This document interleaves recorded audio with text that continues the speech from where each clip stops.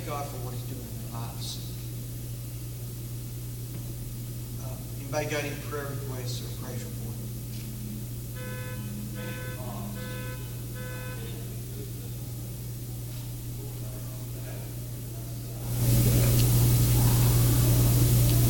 You know the righteous ways of God is being saved.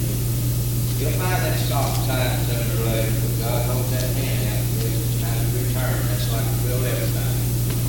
And then again, our Father's love brings God and keep our lost.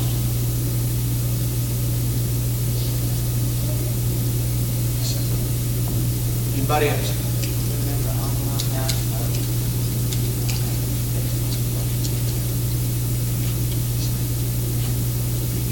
Thank God for life, health, and strength. This week, Scooter had another eye checkup, and it went pretty good. And he seemed what he was about to make a bad decision, in my opinion. He changed it on his own, not due to anything I done, but he changed that and went back to what I felt like was a bad decision. And so he's still got 2 more deals to go through, but I think it'll be the best in the world. God helped the others. God help this one. And I do thank God for everything he's done.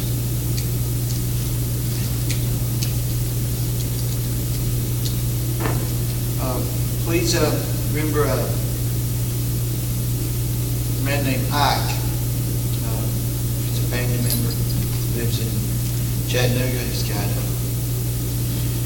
they say he's only given like 2 or 3 months to live. Cancer. He's come back aggressive, more aggressive with the chemo.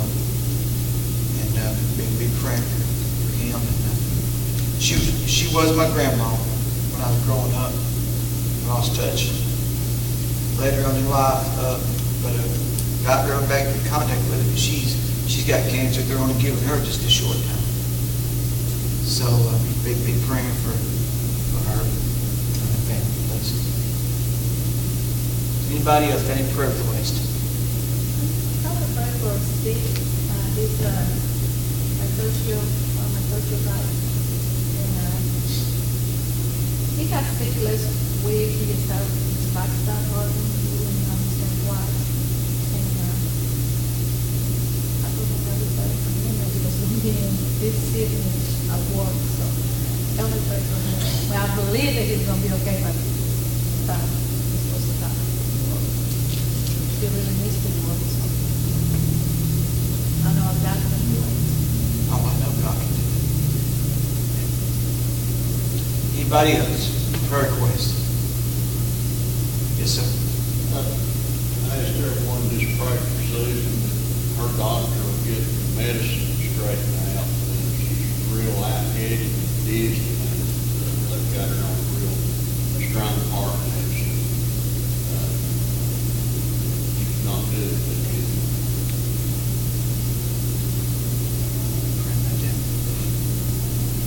And your daughter, Yeah, she's better. She's more better this morning. good. Anybody else? Remember Overcomers Outreach on Tuesday nights that God's doing the work, and I thank God for what He's doing. Changing lives. Remember Providence Ministries. That you don't hear much about Providence, but Providence is doing some good work. I thank God for that ministry too. Anybody else before I pray?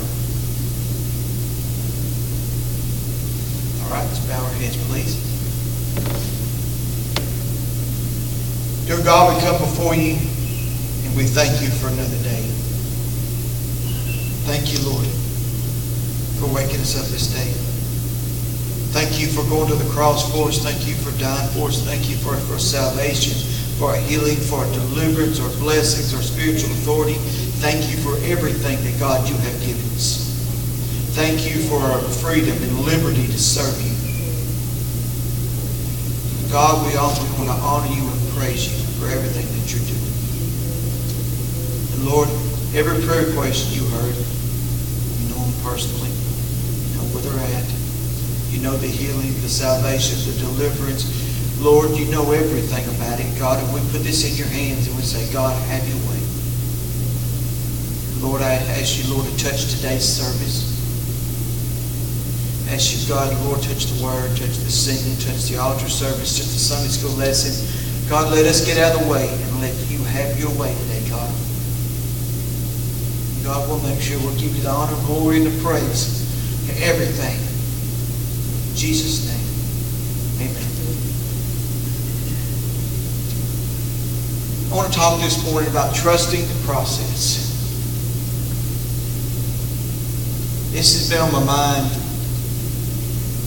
for about over a week now. Trusting the process that we're on.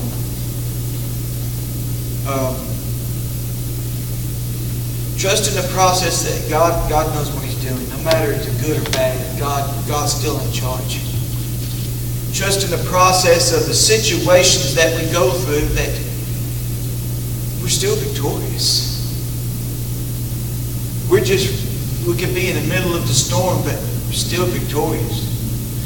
The disciples was in a boat in the middle of a storm and the water was coming in. But they were still victorious because Jesus was still on board. And I don't really know how this is going to go. I got some stuff wrote down. I'm just going to obey the Lord. There's three things I'm going to talk about. When sanctification looks like losing, God is at work, and trust the process. How many of you in your walk, it seemed like when you're trying to walk and do good, it seemed like Romans 7 kept coming up in your life, and it seemed like it was a struggle. When I want to do good, evil's always present. The things I don't want to do seem like that's what I'm doing. And the things I do want to do, it's just not happening. And see, we have good and bad. And when it comes, and we're in this walk, Jesus never said it was going to be an easy walk. But He said, I want you to keep fighting, keep trying. And imagine, He said, I want you to strive. I want you to fight. Because He's given us the spiritual authority to do what we need to do. We're going to talk about when sanctification looks like losing. See, we have the good. We got victory over major sin, a little suffering, and seemingly unhindered communication with God. How do you remember when you first got saved? When you first got saved, it seemed like everything was just right in line. You pray about something, God go, boom, there it is. I mean, it's right there in front of you. And all of a sudden you needed something, boom, there it was. And all of a sudden you started going in your walk. It started getting a little tougher. That means you had to fight a little harder. That means you really had to get down to the point where you go, Lord, I need you more now than I did yesterday, Lord. And you see, with every good, there's a bad. You know, in this walk, we suffer defeat, we suffer loss, affliction, and even silence.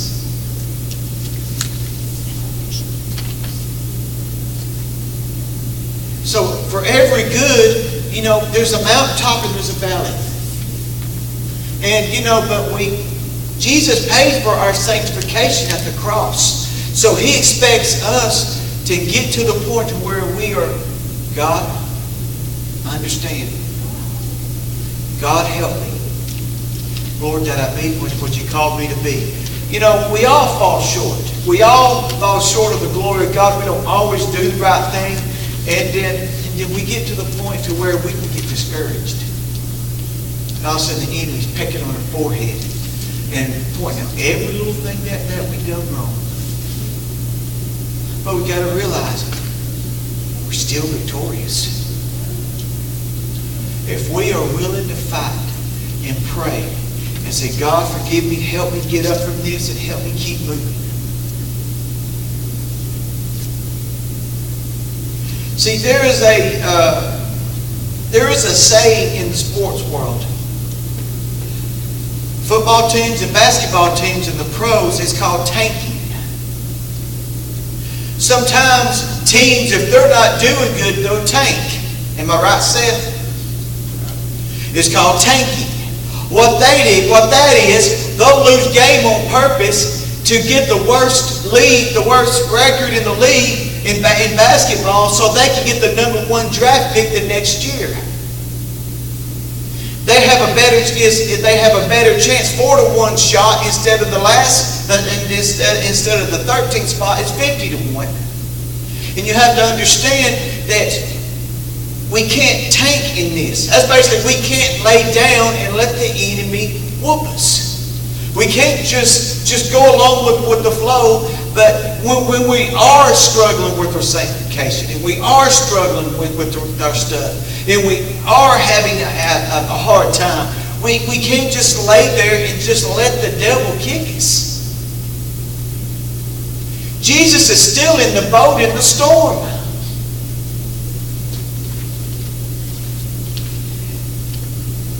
And you know,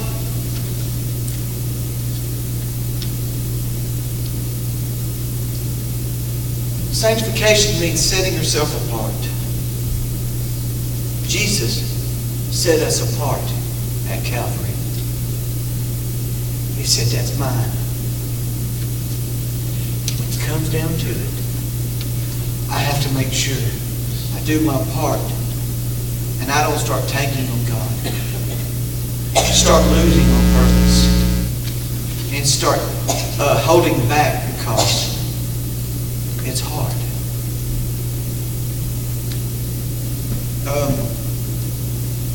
See, I can remember in my 20s, fear of serving God was so. Yeah, I was serving God, but I was scared. What was coming next? What am I going to have to fight next? Why is this so hard? Why am I trying? It seemed like I'm falling on my face, and I could not understand it. And it took me 10 years in a backslidden position to get in the thought process. Don't worry about the small stuff. Do my best, get myself up, ask God to help me, and then keep walking. Because the devil, I say this at Providence and Overcomers, your decisions today is what the devil's going to be pecking on your forehead in the morning. So if you make bad decisions, the enemy is going to use it. Don't give him the bullets. Take the gun from him.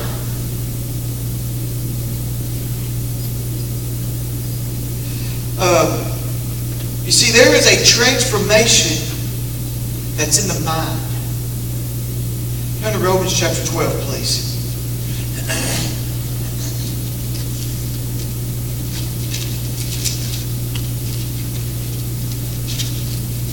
You see, we're not fighting a physical devil.